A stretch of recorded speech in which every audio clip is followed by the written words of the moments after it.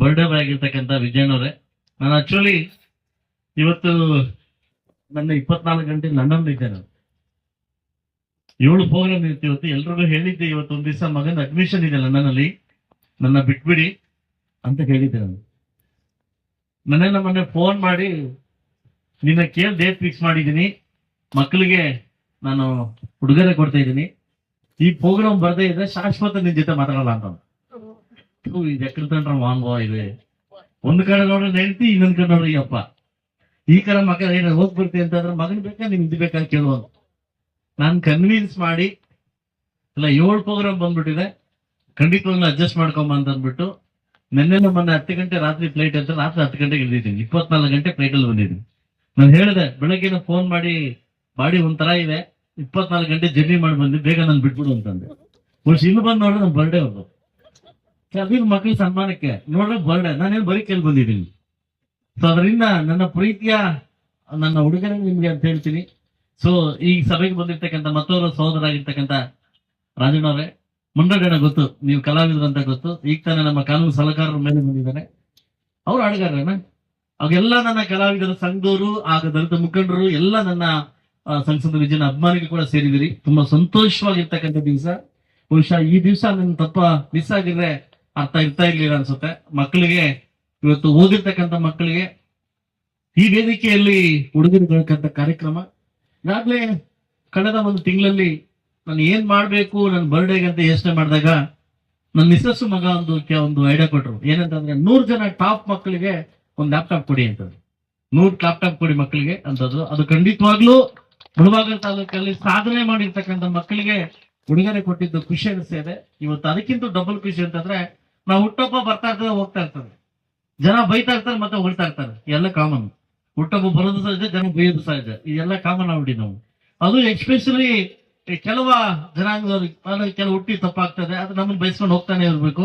ಅದು ನಮ್ಮ ಕಾನೂನಲ್ಲಿ ಬರ್ದ್ಬಿಟ್ಟು ಬೈಸ್ಕೊಂಡು ಹೋದ್ರೆ ಮಕ್ಳು ಅಂದ್ಬಿಟ್ಟು ಅದು ವಿಜಯ್ ಎಂತ ಒಳ್ಳೆ ಕೆಲಸ ಮಾಡೋದು ಬೈತಾರೆ, ಎಂತ ತಪ್ಪು ಕೆಲಸ ಮಾಡೋದು ಬೈತಾರೆ, ಅದು ಸಹಜ ಆಗ್ಬಿಟ್ಟಿದೆ. ಆದ್ರೆ ಈಗ ತಾನೆ ಒಂದು ಮಾತಂದ್ರು, ಕನ್ನಡ ಶಾಲೆಗಳನ್ನ ಯಾರು ಕನ್ನಡ ಶಾಲೆಗಳನ್ನ ಓದಿದಾರೋ ಇವತ್ತು ರಾಜ್ಯ ಆಳ್ತಿದ್ದಾರೆ, ರಾಷ್ಟ್ರ ಆಳ್ತಿದ್ದಾರೆ.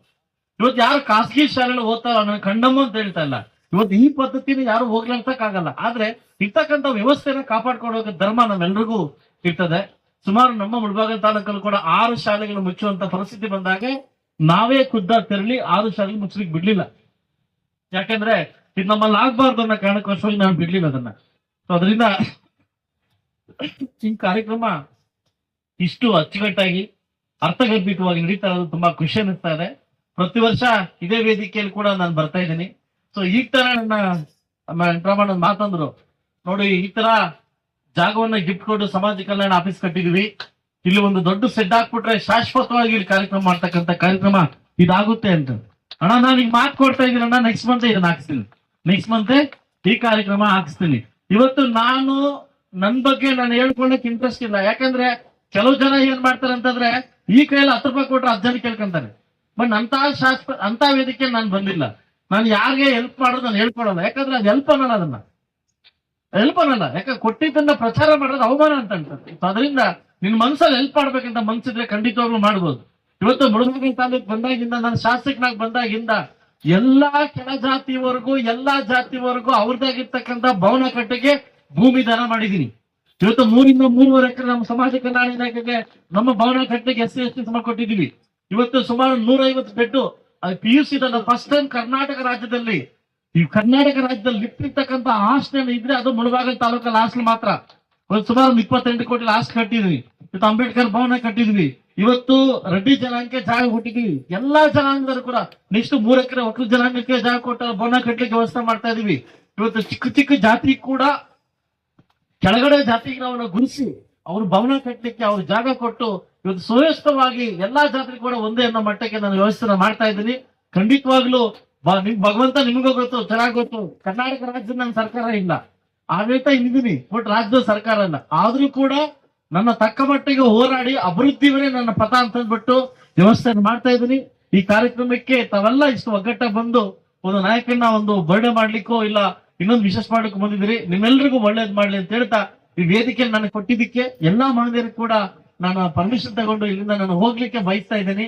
ಯಾಕಂತಂದ್ರೆ ಇನ್ನೂ ಸಾಕಷ್ಟು ಕಾರ್ಯಕ್ರಮ ಇರೋದ್ರಿಂದ ದಯವಿಟ್ಟು ಇಲ್ಲಿಂದ ನನ್ನ ನಿಮ್ ಪರ್ಮಿಷನ್ ಕರ್ಕೊಂಡು ವೇದಿಕೆನ ಮಾಡ್ತಾ ಅಂತ ಹೇಳ್ತಾ ಈ ಕಾರ್ಯಕ್ರಮಕ್ಕೆ ನನ್ನ ಕರೆಸಿ ನನಗ್ ಮಾತಾಡ್ಲಿಕ್ಕೆ ಅವಕಾಶ ಕೊಟ್ಟಿದ್ದಕ್ಕೆ ಮೊಟ್ಟ ಮೊದಲ ಬಗ್ಗೆ ನನ್ನ ಸೋದರ ಮಿತ್ರರಾಗಿರ್ತಕ್ಕಂಥ ಸಂಸದ ವಿಜಯ್ ಕುಮಾರ್ ಅವನಿಗೆ ಥ್ಯಾಂಕ್ಸ್ ಹೇಳ್ತಾ ಅವರ ತಂಡಕ್ಕೆ ಥ್ಯಾಂಕ್ಸ್ ಹೇಳ್ತಾ ನನ್ನ ಮಾರ್ಕ್ಸ್ ಮುಗಿಸ್ತಾ ಇದ್ವಿ. ಜೈ ಭೀಮ್.